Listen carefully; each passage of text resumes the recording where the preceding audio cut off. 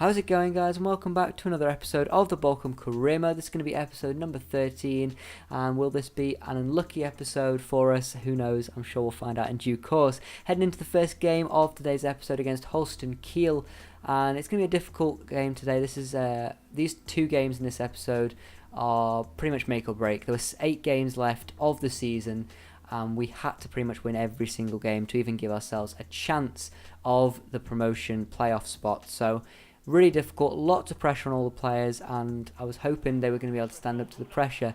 We actually started the game off pretty well, looking like the stronger team, taking some interesting chances. We couldn't quite play it across the box to the right player there, and Kiel were also on the attack here as well. We obviously were having, this was quite a really good half actually. It was sort of end-to-end football. We had an attack, then Kiel had an attack. Obviously not great in terms of defending, but both teams were looking quite strong, but neither team seemed to be taking their chances very well. As you saw, we just were not really shooting on target or really getting the ball to the right players in the right positions, and Kiel were getting the right chances, just some really good heroics from Ryman, the captain, making some really good saves there, denying Kiel the goal that they needed in this first half. Sadly, though, they would break down the wing with Johnston. I believe he's an English or an American-born player who crosses the ball in, and sadly Ryman's heroics could not save us anymore, and that was going to be the first goal of the game just before the first half ended, and it was a bit of a sloppy goal to concede, but I think it had been coming. Kiel had definitely had the better opportunities in terms of they'd actually shot on target, and luckily we didn't concede 2 before half time, as Ryman denies the away side from grabbing 2 goals before half time. As you can see from the stats there, actually quite even in terms of the shots, but I think Kiel were definitely playing a little bit better and deserved to go in winning the game at half time. Luckily we came out the better side in the second half, as Gonvula, the man that is always on fire in this game, he seems to go ahead and score another goal to add his points tally to the season. I can't even remember how many goals he'd scored, but he was scoring just free will every game. He was fantastic. Gonvula honestly is the main man up top. If he gets injured at this last stage of the season, we are going to be screwed. Sadly, our lead would last only until the 75th minute. Sorry, not lead, our draw would only last till the 75th minute, as Ryman passes the ball out and Meffert capitalises on it. He does make a save, but sadly Meffert's quicker and heads the ball into the back of the net. I really need to stop doing this. I'm not going to show the replay, but it's just awful. I need to stop passing it out in those situations. I need to call the player if I want to pass it out, and then it'll definitely get to him. But luckily we get one final chance in this game, and luckily it's Shipnowski, who still has a little bit of pace to burn, who puts it into the bottom corner, making it 2-2, and I was glad that we managed to at least rescue a point in this game. We were not playing particularly well in this game, really. I said this in this game a lot there. We weren't playing particularly well. Shipnowski rescues a point at the death. Sorry, and yeah, I was just thankful he scored, to be honest. I was tempted to pass it across. Glad I didn't, as I believe Winsheimer in the box there was tripped and probably wouldn't have got onto the ball. So good job, Shipnowski had his shooting boots on and managed to rescue the point at the dead there. So yeah, not too bad. I mean, all in all, I think that probably spells an end to our promotion bids, if I'm being honest. At this point, I was thinking we're probably going to finish in 4th or 5th place at this point. I don't think I show the table, but we were quite far off. I think we were something like 9 or 10 points off 3rd place, which is the relegation playoff or the promotion playoff. I don't really know which one it's better to call it. I'd like to think of it as a promotion playoff, where we play the 3rd from bottom side in the Bundesliga. And I believe it was Bielefeld that were currently holding that spot, but they were being closely chased by Hamburg and Nuremberg, who we do play in the second game of today's episode.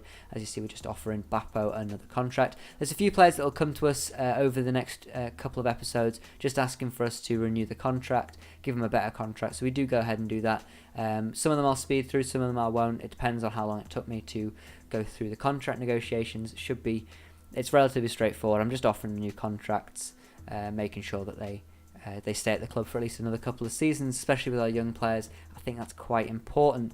But we do go into the next game here against Nuremberg, which is quite an important game again. Obviously, they were above us in the table at this point, and we were needing to get a win to at least give us a sprinkling of hope to possibly get promoted this season. They have quite a strong side, although Nuremberg are an interesting team. They sold 2 of their pretty much best players. I believe their centre-back, Mull, who has a decent potential, he's been sold, and also their goalkeeper, Matenia, who was also sold. So they had a very low-rated goalkeeper and some very slow centre-backs. I believe only 2 registered centre-backs at the club. Geese obviously is not one, but he can play there. They've got plenty of players that can play in that role. They do hit the bar early on, and it could have been a very different result if they'd have scored that. But luckily we go ahead and break through with Kone, who puts it wide. My God, that was not the time nor place for Kone to be putting that wide. I was quite frustrated.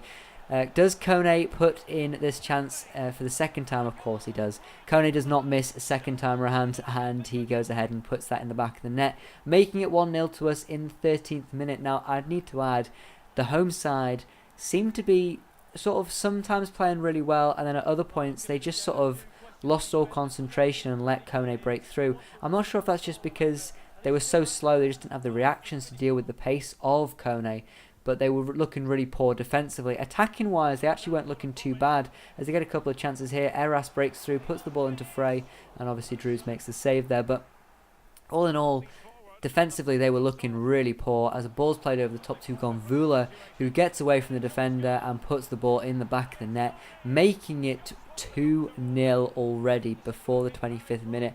Honestly, Gonvula's not even that quick, but because I believe it's Margreta, the Austrian centre-back, is so slow, he couldn't even catch up to Gonvula, who nicely places that into the back of the net. We get another chance here. Gonvula puts the ball into Reese, who breaks through. He's still got pace to burn. Puts the ball over for Tavares to put on a volley, and he puts it in the back of the net, making it 3-0 just over the 30th minute mark. Tavares getting a deserved goal. He was playing pretty well in this game, and it was a nice ball in from Reese to put the Portuguese young man in, and it's a good volley, to be honest. He puts it just far enough away so the keeper can't make the save, and it's nicely put into the back of the net. We do go ahead and give them a chance in this game, as Drews goes ahead and fails to clear the ball. Frey blocks it and puts it in the back of the net. Now, this is a little bit annoying because I actually clicked clear quite a bit before he decided to clear it. I don't think I've showed the replay of the instant replay that I went into, but he takes a couple of extra steps here that just, when you slow it down, it's ridiculous. I don't understand why he did it. I didn't ask him to do that. I think as soon as he got the ball, I pretty much hit the square button, but sadly it was 3-1. Our clean sheet was sacrificed. Luckily, Gonvula just before half-time goes ahead and makes it 4-1, and yeah, this was at the point where I thought, well, that's the game done, pretty much. Game, set, match. We have won this game quite comfortably, and it was looking pretty embarrassing. The boos around the stadium, which is a really nice stadium, by the way, I think it's the Max Morlock Stadium, something like that. Lovely stadium. The boos around the stadium were pretty loud, and the fans were not happy. It looked like people were probably going to be walking out if it got any worse, which it looked to be getting worse in the second half. It did die down a little bit. They were defending slightly better, but it wasn't going to get much easier for them, as Musa Kone puts in a beautiful strike into the top corner and just take a bow there, son. That was fantastic. What a finish by the young Senegalese striker. I mean, honestly, that was a really nice finish. He was under pressure from the defender there. He takes the turn and puts it right into the top corner, leaving the keeper no chance of saving that.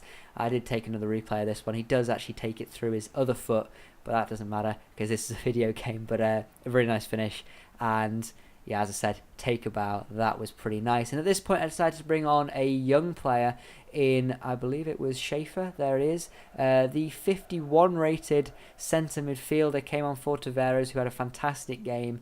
And I just wanted to give him some game time, basically. Get him used to starting in the first team. Just bring him into some Bundesliga 2 action. And, well, I mean, it's a great way to make your debut for the team when they're winning 6-1. And that is how it was going for us. Reese getting his, I believe, first goal in the second Bundesliga, and it was looking good for our team here, as it was 6-1, and yeah, Nuremberg were looking poor. They pretty much had given up at this point. really absolutely no chance for them to get back in this game. And in the 82nd minute, ball's played into Gonvula, who puts it through to the young 16-year-old, who sadly puts a tame shot at the goalkeeper. It could have been a couple more, as we get the ball into Gonvula, puts it into Musa Kone, who then decides to put the ball into Gonvula, who just nicely slots that into the back of the net, making it 7-1 against Nuremberg. Honestly, like, I'd retire at this point if I were that back four. This was absolutely horrific. I did decide to go ahead and show the sliders at this point, just because, you never know. Some people may think that you're just trying to get some easy wins. I genuinely wasn't. This was ultimate difficulty with no sliders on, which some people I know play ultimate with sliders on. But this was not a challenging game, and there were some chances for Nuremberg in the first half, but the second half they just had given up at this point. And you can see here Schaefer getting through. Is he going to get his first goal for the club? Sadly not. And he puts it straight down the middle. And the goalkeeper makes a save. And you can hear the boos echoing around the stadium. The fans were making their point known. They were not happy with this. And that pretty much put Nuremberg's chances of promotion also out of sight. It did give us a slight chance of maybe getting promoted. But to be honest, even with this massive victory, which did help our goal difference, we still stood no chance. Gonvula getting a hat-trick in that game, looking pretty strong. But that was pretty much it. Some not so usual questions in this, but again, I just get a bit frustrated with the press conferences. They ask some strange questions. I've played a little bit ahead to record the next episode's worth of games, and they just ask some ridiculous questions in the press conferences, like about We've survived relegation when we're sitting in 6th or 5th place. I can't remember where we were at that point. But yeah, like, the press conferences are still a little bit broken. I understand they'll need a little bit of time to get fixed. Hopefully they will in the near future, because I think it's a really good feature if they just don't get boring or repetitive. So hopefully that will be a feature that will get fixed. Getting some training there, you can see Schaefer getting trained up there. I decided to train his defensive stats and shooting stats, as I think he just needs a bit of general training all around. And you can see here we go ahead and go and look at our youth academy, and David Lacroix, I think that's how you say it, or Lacroix, it looks pretty promising. We decided to sign him up, and a couple of nice looking youth players there as well, who we decided to leave to marinate in the youth academy just for a little bit longer, as they're not the highest rated, so I wasn't pressed to get them into the team. But yeah, David Lacroix, I think that's how you pronounce it, looks pretty good, and we will be signing him up hopefully in the next episode. But that will be the end of today's episode. Hope you enjoyed watching.